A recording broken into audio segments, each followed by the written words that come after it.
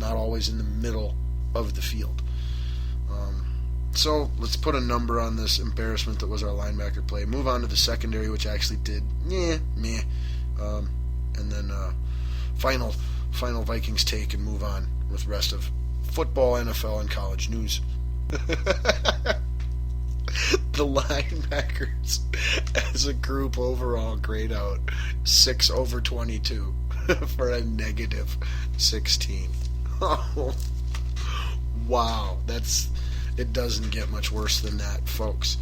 So boom, yeah, hard to be a good competitive defense when the middle tier of said defense is completely worthless.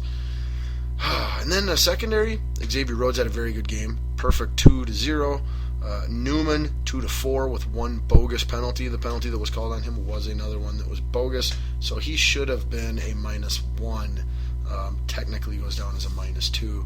Captain Munnerlyn not on the field nowhere nearly enough as I felt he should have been, especially considering our injury state at the linebacker position. Why Trusnick was out there in the 4-3 base defense for so much of this game was absurd. We should have been running nickel almost the entire game and using that to blitz Captain Munnerlyn along with safeties to make up for pressure, instead of that third outside linebacker if you want to. But so again, bad coaching on Zimmer's part. But yeah, Captain Munnerlyn 0-2 with a -2. Blanton ended up at 1/2. Exum, who ended up getting hurt, he had 4 pluses but 6 minuses with a penalty. So he did show those signs that he showed a week before of potential to be great, but a lot more newbie growing pains this week as well. So he had a -2 with a legit penalty, and he is also injured, not playing in this next week game. So both both free safeties, Harrison Smith and Anton Exum Jr. are not playing. We got no chance against Arizona. This Thursday, let's see, Harrison Smith registered a plus and a minus before he went out with injury.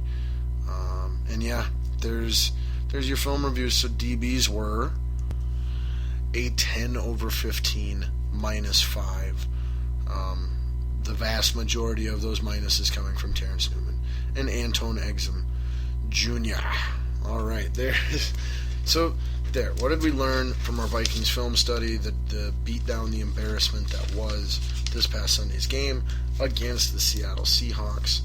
Well, again, Teddy has mechanics issues that are very fixable, but inexplicable and unacceptable at the same time.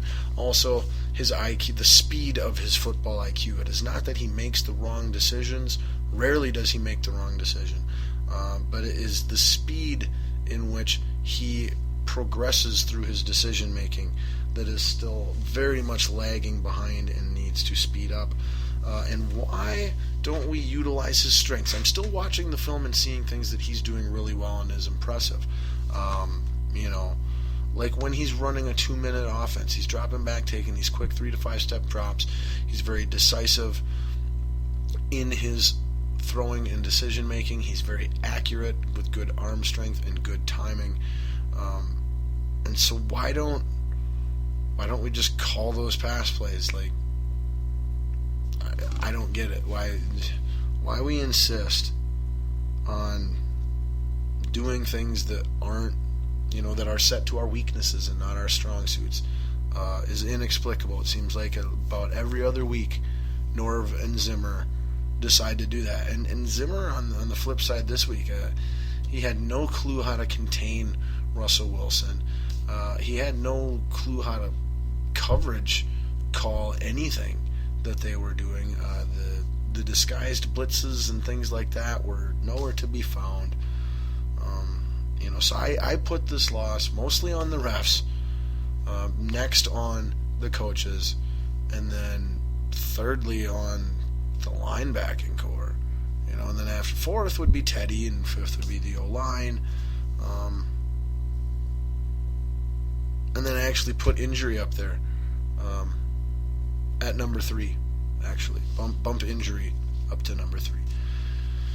All right, Purple Vein officially done.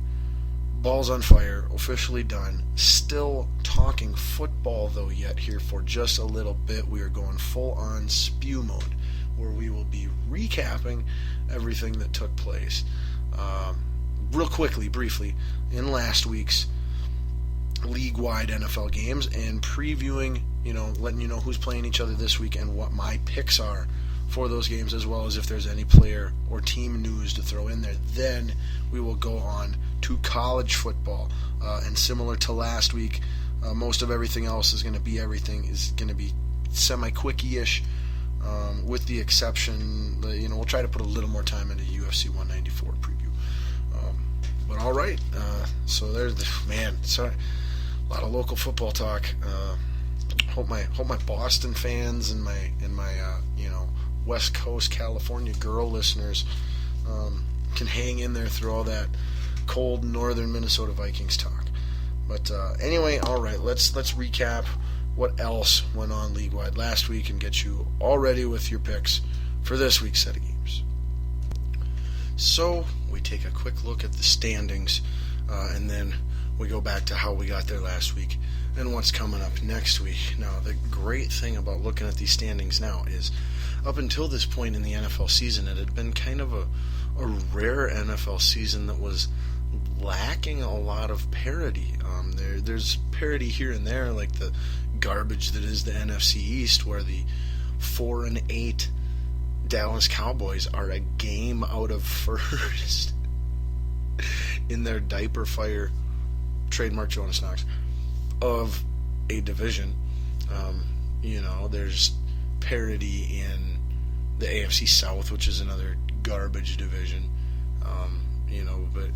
But for almost this whole season, there has been little to no parity league-wide, at least not on your normal NFL season standard. And now, here, going into the final 4 weeks of the season, there is actually parity galore now, all of a sudden, after the last couple of weeks. And it's fantastic. That's what we all want, and one of the things we all love about the NFL. So let's go again. Let's get to the standings. We got in the AFC East, we've got the suddenly very beatable, lost 2 in a row, 10-2 New England Patriots. Behind them is the 7-5 New York Jets, the 6-6 Buffalo Bills, and the 5-7 Miami Dolphins. Then in the AFC North, we have the also 10-2 Cincinnati Bengals, who I believe are now in possession of the number 1 seed in the AFC playoff race, were it to start today. Obviously, it doesn't. There's 4 weeks to play yet, and a lot's going to change and happen. But I want to say where the tiebreakers are with everything right now, the Bengals would be the number 1 seed. I'm not 100% sure on that, though. But I'm pretty sure it's not the Patriots anymore. Followed by the Steelers, also at 7-5. So both those divisions, first place 10-2, second place 7-5. Ravens at 4-8, definitely out of any playoff race, trying to improve draft position now. Or morale moving forward. And then the Cleveland Browns are in last place, as they are supposed to be, because they're the Cleveland Browns. They are 2-10. We've got the Denver Broncos at 10-2. So 3 teams in the AFC now all tied for that best record at 10-2. It is either the Bengals or the Broncos, I believe, that hold on to that number 1 tiebreaker at the moment. They are followed by the 7-5 smoking hot Kansas City Chiefs. So all 3 of these divisions 10-2, first place 7-5, second place. That's insane. That's a thing. And then we've got the Raiders at 5-7 and the Chargers at 3-9. And then in the AFC South, we've got a 2-way tie for first, with the advantage so far going to the Indianapolis Colts at 6-6, half game tiebreaker owner over the 6-6 Houston Texans. Jaguars 4-8, Titans 3-9. Then moving on to the NFC, we have the NFC South champion. It has been clinched and confirmed. The 12-0, still undefeated, and could possibly go 16-0, believe it or not. They play the Falcons twice, they play the Bucs once, and I believe they play the Giants. I think one of those Falcons games is losable, and I think the Tampa Bay game is losable. But they're all very winnable, so quite possible Panthers could go 16-0. Keep an eye on that. Behind them is the Tampa Bay Bucks at 6-6, and the Atlanta Falcons at 6-6. And the New Orleans Saints are 4-8. In the NFC North, the Packers are back in first at 8-4. The Vikings are also 8-4, not owning the tiebreaker. The Bears are 5-7, and the Lions are 4-8. And then in the NFC East, which, as I said, is terrible. Oh my gosh, a three-way tie for first. The Redskins own the tiebreaker. It appears at 5-7. The Eagles are 5-7. And the Giants are 5-7. They're all tied for first place. And one game out of first in last place is the 4-8 Dallas Cowboys.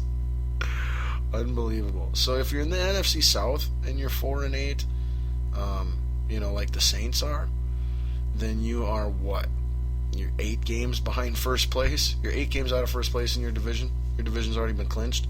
But if you're 4-8 in the NFC East, like the Cowboys are, you're only 1 game out of first and going to the playoffs. Insane.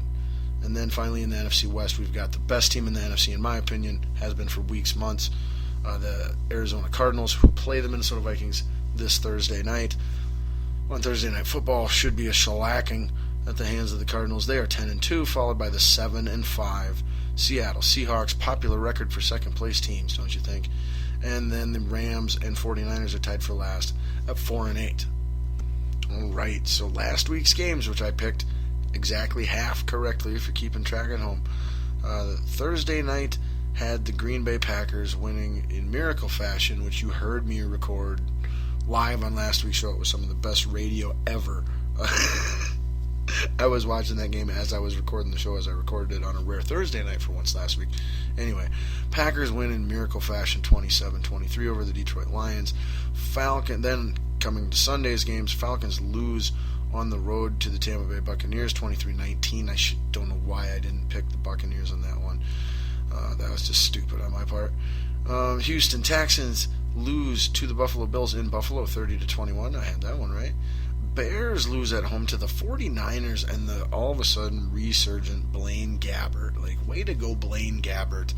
Colin Kaepernick's got to be feeling like a total horse's rear right about now.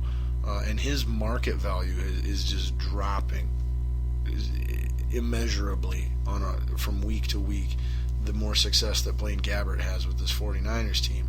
But 49ers win a road game in Chicago 26-20. Bengals win on the road in Cleveland 37-3 for the Battle of Ohio. Jaguars lose a close, high-scoring game in Tennessee 42-39. Cardinals win at St. Louis 27-3. Ravens losing by 2 in Miami. That was I want to say a crazy one as well. We discussed the Vikings getting embarrassed at home, losing 38-7 to the Seahawks. New York Jets at New York Giants, where no one's really the home or away team in the battle for New York. Jets win a close come-from-behind victory 23-20 over the Giants. Giants should not have blown that game. If the Giants miss the playoffs this year, I'm telling you right now, if the Giants don't win that pathetic excuse of a division that is the NFC East this year, Tom Coughlin is out, will be fired as head coach of the New York Giants. We'll be discussing, let's put NFL head coach hot seat as a topic for next week in Balls Deep Sports Talk. So yeah, we'll look forward to that. But that's one to keep an eye on, I'm telling you. Only way he'll save that job is if they make the playoffs, because their losses, of the 7 losses they've had this year, like, they've all been leads that they've blown, were bad, inexplicable coaching and player decision making has been involved. So yeah, if they don't make it, he's gone. But the Jets stay hot. Then we had the Broncos continuing to win in the Brock Osweiler era. Not sure when Peyton Manning will be coming back, and if he will be given the starting job when he comes back. Denver Broncos win at San Diego 17-3. Kansas City Chiefs stay hot. They are one of the hottest teams in football.